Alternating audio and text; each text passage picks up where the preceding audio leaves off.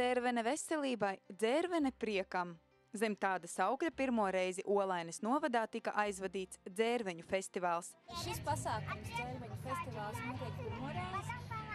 Idejas nonāca neīsā laikā, tas bija tāds ilgstošs laiks, kad mēs domājam, jo pamatmērķis bija izveidot pasākumu, kas ļoti pozitīvi parādītu un iespaidot Olainas novada iedzīvotājus un arī uzlabot Olainas novada tēlu un pasākums, kuru atsaucot atmiņā, uzreiz mums nāk prātā tieši Olainas novads.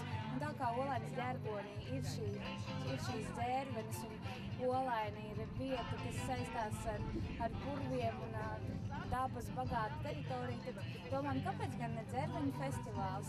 Dzērvenes ir spēks, prieks, veselība, tāpēc arī uzsākām to. Dzērveņu festivāls notiek 2 dienas, 26. septembrī un šodien 27. septembrī.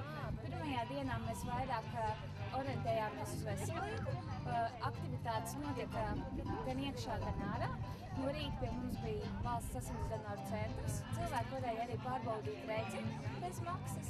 Un varēja arī jaunieši iesaistīties fotoorientēšanās sacensībās, iepazīstot Olainu. Vakarā atkal jauniešiem bija domāta filma par atkarībām pret atkarībām, teiksim tā, Edārta filma Caur adatas aci. Es piedalījos fotoorientēšanās sacensībās, un tas bija ļoti interesanti. Olainas doma un kultūras nams Malačika domā par cilvēkiem, domā par mums visiem šeit. Dzērveņu festivāla otrā diena tika veltīta priekam un atpūtai. Tā norise bija netradicionālā vidē, Olainas stacijas laukumā, kur bija iekārtota dzērveņu izstāde, varēja nobaudīt dzērveņu zupu un ļauties citām interesantām aktivitātēm. Līdzās tam vilciena vagonos tika demonstrētas dažādas filmas, kā arī jaunākā latviešu animācijas filma Zelta zirgs, savukārt otrs vagons tika atvēlēts smilšu kino veidošanai. Burvīgi prieks atnākt, pašas arī esam olainietes. Pirmo reizi esam šeit dzērveņu svētkos, ceru tā būs tikpat jauka tradīcija arī turpmāk. Burvīgi arī pašdarbnieki dejo un ļoti skaisti, tiešām ļoti skaisti.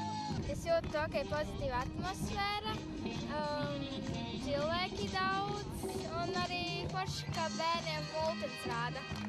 Vēl vakarā mums būs koncerts Olainas mežaparka estrādē, jo šī ir tā diena, kad arī mēs savu ārpus mājas, teiksim tā, sezonu beidzam, un koncertā mums viesosies Džonijs Salimākis.